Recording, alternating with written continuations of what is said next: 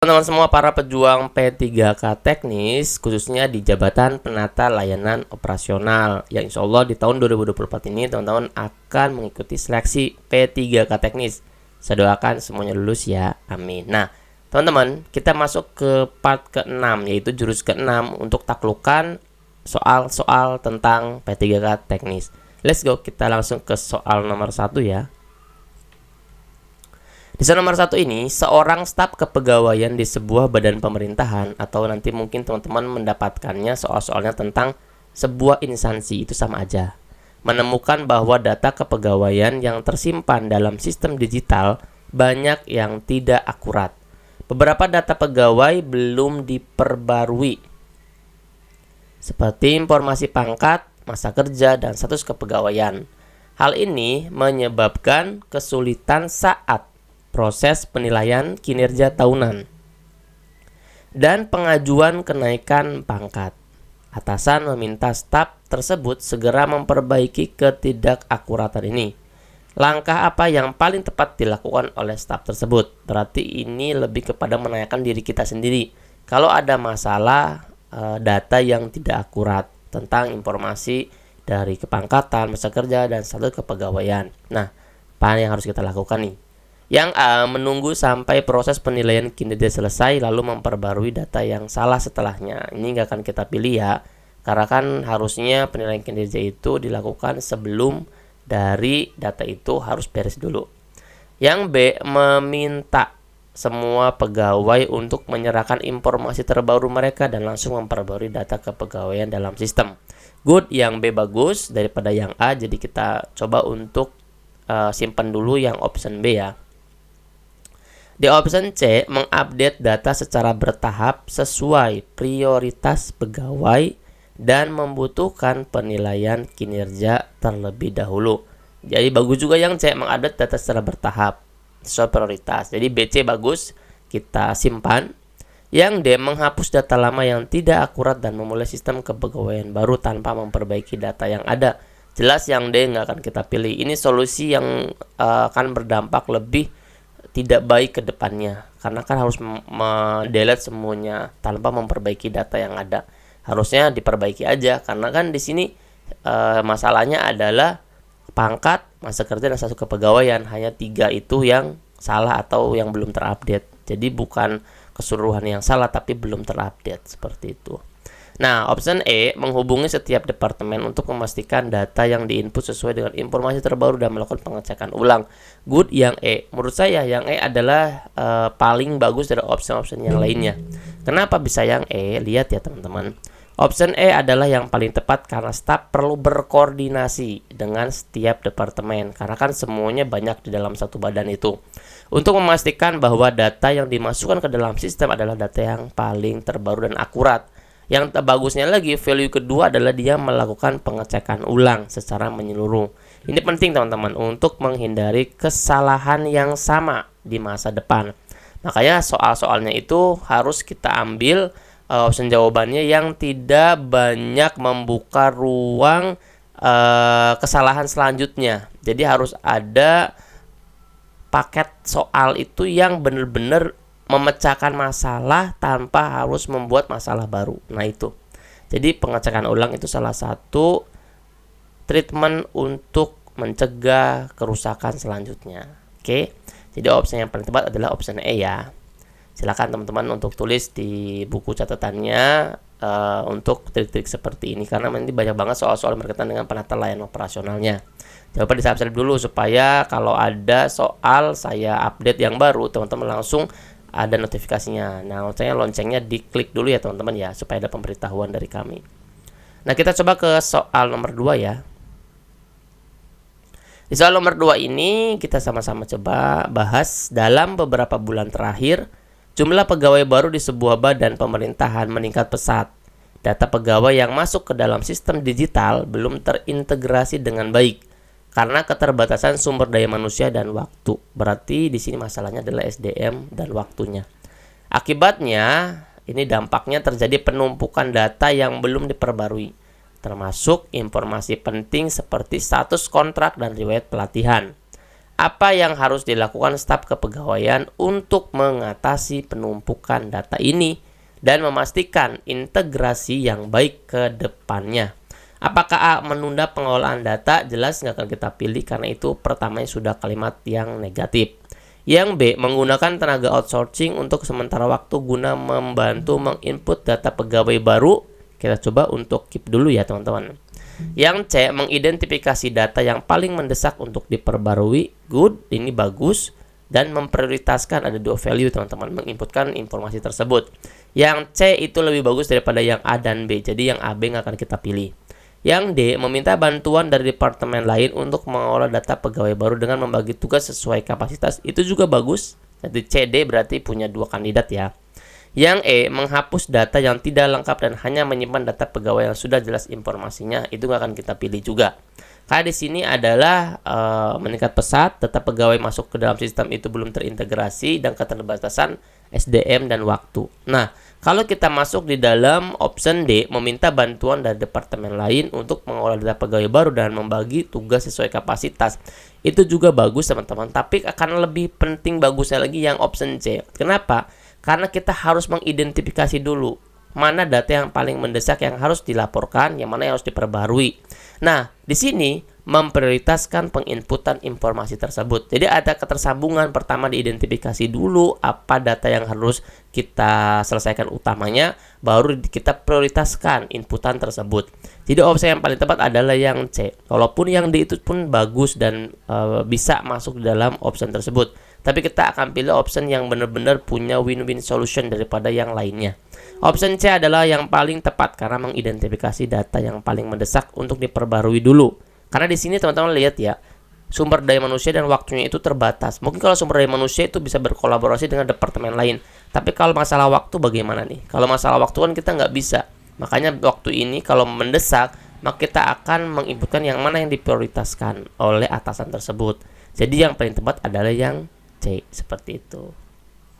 Oke teman-teman ya, kita lanjut lagi di soal nomor 3. Di soal nomor 3 ini kita lihat ya, soalnya tentang seorang staf di bagian kepegawaian bertanggung jawab untuk mengelola data kinerja tahunan pegawai di badan pemerintahan.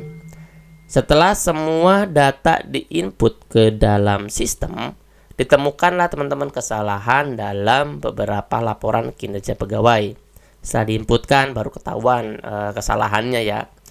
Dampaknya yang menyebabkan adanya ketidakakuratan dalam penilaian akhir. Kesalahan ini dapat berdampak pada promosi dan kenaikan gaji pegawai yang bersangkutan. Atasan meminta staf tersebut untuk segera memperbaiki masalah ini. Apa langkah terbaik yang harus diambil oleh teman-teman ketika teman-teman dihadapkan menjadi staf tersebut? Apakah mengabaikan kesalahan tersebut? Jelas nggak akan kita pilih, kita langsung delete. Yang B, segera melakukan audit internal. Good, ini teman-teman untuk seluruh data kinerja yang telah diinput untuk menemukan dan memperbaiki. Yang B bagus banget, yang B kita keep dulu ya. Yang C, menghapus data yang salah dan meminta pegawai bersangkutan untuk mengisi ulang laporan kinerja mereka. Jelas nggak akan kita pilih. Yang D, meminta maaf kepada pegawai yang terkena dampak dan memberikan kenaikan gaji sebagai kompensasi. Itu nggak memberikan penyelesaian teman-teman. Karena kalau meminta maaf kepada pegawai yang terkena dampak itu hanya saat itu, nggak bisa memperbaiki kejadian atau memperbaiki masalah yang terjadi di saat kesalahan tersebut. Takutnya nanti ke depannya akan ada kesalahan-kesalahan lanjutan. D nggak akan kita pilih. Yang E, membiarkan proses penilaian kinerja berjalan tanpa perubahan dengan harapan kesalahan tidak akan terdeteksi oleh atasan. Nggak akan, itu malah mengacukan. Jadi yang E itu sama dengan yang A, hanya saja beda pengolahan katanya saja. Yang A, yang E sama nggak akan kita pilih, jadi yang paling tepat adalah yang B. Kenapa yang B? Karena dia melakukan audit internal dulu terhadap seluruh data kinerja yang telah diinputkan untuk menemukan mana yang harus kita perbaiki, kesalahan mana, data yang mana. Jadi kita langsung bisa menembak dan memperbaiki data tersebut. Jadi option B adalah yang paling tepat karena melakukan audit internal terhadap data kinerja yang memungkinkan si staf ini menemukan kesalahan teman-teman. Nah, biasanya kesalahan ini secara sistematis apa? Berkelanjutan dan saling berkaitan dengan data yang lainnya. Maka dari itu, langkah proaktif dan bertanggung jawab untuk memastikan integritas sistem penilaian kinerja serta mencegah dampak negatif bagi pegawai dan badan di masa depan, seperti itu, atau instansi di masa depannya. Jadi harus pilih rumusan atau option yang memang itu bisa menyelesaikan masalah sekarang sampai menyelesaikan masalah yang selanjutnya gitu. Jadi jangan sampai hanya menyelesaikan masalah hari ini aja. Untuk besoknya nanti akan terulang lagi. Jadi itu opsinya teman-teman ya. Kita coba untuk lanjut ke soal-soal berikutnya. Teman-teman jangan lupa ikuti kelas P3 khusus teknis WA admin ya di 087723317506. Nanti akan kita bahas 4 soal, berarti 4 jenis soal. Pertama adalah soal teknis, itu lebih banyak soal teknis karena lebih banyak soalnya. Kedua adalah manajerial, ketiga adalah sosiokultural, keempat adalah wawancara. Jadi semua yang diujikan untuk besok P3K teknis, kita akan berikan dari soal setiap malamnya sesuai dengan jadwal di posternya. Silakan teman-teman masuk kelasnya ya. Nah, kita lanjut lagi teman-teman ke soal berikutnya ya. Ini soal nomor 4 ya. Di soal nomor 4 ini, seiring dengan perkembangan teknologi, sebuah badan pemerintahan atau instansi kita melakukan penataan ulang sistem kearsipan yang sebelumnya menggunakan metode manual ke sistem digital sepenuhnya. Nah, berarti awalnya manual, kemudian dia migrasi ke digital. Staf kearsipan diberikan tanggung jawab untuk memastikan bahwa semua dokumen penting terdata dengan baik dalam sistem baru ini dan mudah diakses saat dibutuhkan. Apa langkah yang paling tepat untuk memastikan transisi ini berjalan lancar? Nah, transisi antara manual ke digital ya teman-teman. Soal-soal yang kayak gini tuh pasti banyak nih. Karena biasanya migrasi-migrasi ini akan mendapatkan dampak yang banyak, signifikan. Kayak misalkan yang tadinya datanya ada menjadi tidak ada. Tapi padahal setelah masuk ke digitalisasi, maka data tersebut akan lebih mudah dicari dan lebih mudah disimpan. Tapi ya memang seperti itu, dampaknya pasti akan ada. Nah, kita lihat ya, ditawarkannya opsinya apa aja nih. Yang A, membuat rencana implementasi yang jelas dengan tenggat waktu untuk setiap tahap digitalisasi dokumen agar proses berlangsung terstruktur. Good teman-teman, ada rencana implementasinya yang jelas, itu bagus. Yang A kita simpan dulu ya. Yang B, mengadakan pelatihan bagi seluruh staf terkait penggunaan sistem kearsipan digital untuk memastikan semua orang memahami cara mengakses dan mengelola dokumen secara efektif. Good, yang B juga bagus. Nah, AB itu kita simpan ya. Yang C, menjalin kerjasama dengan vendor penyedia sistem digital yang berpengalaman untuk membantu proses migrasi data dan memastikan keamanan dokumen. Ini bagus juga untuk migrasi. Harusnya yang lebih bagus lagi itu yang C, itu kata-kata kalimatnya diganti. Berjalin kerjasama dengan vendor untuk menyediakan pelatihan sistem digital untuk staf. Jadi kalau misalkan yang C kita pilih, itu hanya menyelesaikan hanya migrasinya aja tanpa ada pelatihan atau tanpa pembekalan kepada stafnya. Itu C akan kita pilih. Yang D, melakukan uji coba sistem kearsipan baru dengan beberapa dokumen terlebih dahulu untuk memastikan tidak ada kesalahan sebelum seluruh dokumen diunggah. Bagus juga itu yang D teman-teman. Yang E, membentuk tim khusus yang terdiri dari staf dengan keahlian di bidang teknologi dan kearsipan untuk memantau proses digitalisasi. Nah, tapi dari option di 5 option ini teman-teman, yang paling tepat adalah yang A. Kenapa yang A? Lihat ya, mungkin kelihatannya yang lain itu bagus semua, tapi lihat yang A nih. Option A adalah pilihan terbaik karena membuat rencana implementasi yang jelas dengan tenggat waktu akan membantu mengelola transisi dari manual ke digital secara terorganisir nih. Yang secara terorganisir ini, di situ ada perencanaan pelatihan, di situ ada perencanaan migrasi, di situ ada perencanaan evaluasi. Di situ tuh sudah ada, harus direncanakan implementasinya yang jelas dulu. Nah, hal ini memastikan bahwa setiap tahapan digitalisasi memiliki panduan yang jelas dan dapat dipantau perkembangannya. Nah, siapa yang nomor 4 ini keseleo nih? Opsi jawabannya apa? Silahkan tulis di kolom komentar ya. Nah, paling tepat adalah yang A. Kita harus membuat dulu rencana implementasi yang jelas, panduan yang jelas untuk migrasi data tersebut. Seperti itu ya. Nah, silakan dilihat-lihat lagi soal-soalnya dari jurus part 1 sampai dengan jurus part sekarang. Next, teman-teman, kita ke soal nomor 5 ya. Di soal nomor 5 ini, sebuah badan atau sebuah instansi menghadapi tantangan dalam pengolahan data pegawai yang terus bertambah setiap tahun. Sistem manual yang digunakan saat ini sering menyebabkan keterlambatan dalam pemrosesan data dan adanya risiko kesalahan. Pimpinan meminta tim kepegawaian untuk meningkatkan efisiensi dalam pengelolaan data tersebut. Langkah apa yang paling efektif dilakukan oleh tim? Apakah A mengusulkan penggunaan perangkat lunak manajemen data pegawai yang dapat otomatis memperbarui informasi pegawai secara berkala? Ini A bagus ya teman-teman, disodorinnya langsung digitalisasi, karena di soalnya tuh nggak ngebahas tentang digitalisasi, belum dibahas sama sekali, tapi yang dibahasnya adalah sistem manual. Kalau misalkan step A ada sistem manual, maka kita akan lebih condong kepada sistem digital. Karena di sini jelas dampaknya adalah keterlambatan karena manual.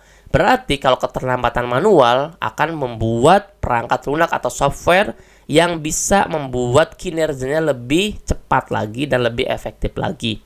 Menyusun prosedur SOP baru lebih ringkas, itu tidak menjamin bisa langsung karena masih tetap sifatnya manual.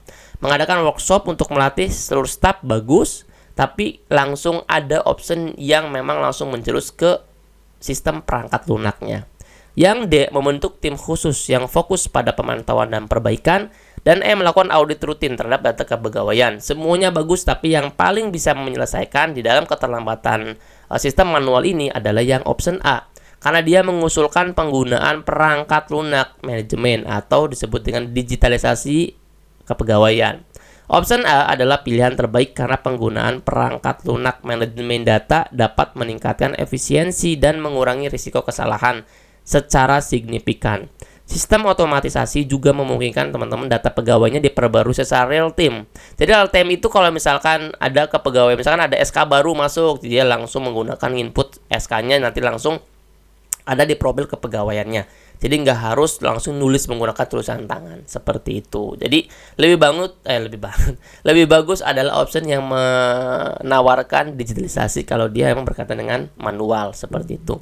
Nah teman-teman jangan lupa nih, kita banyak banget bahas soal P3 teknis. Silakan teman-teman untuk ikuti kelas P3 teknis WA admin 087723317506. Nomor WA-nya ada di pojok kiri atas. Saya tunggu di kelas ya teman-teman ya. Jangan lupa di subscribe, like, dan bagikan ke teman yang lain yang mudah-mudahan semua yang nonton, yang membagikan, semuanya lulus di P3 Teknis 2024 ini. Amin. Nanti kita akan bahas lagi di soal berikutnya ya. Dadah.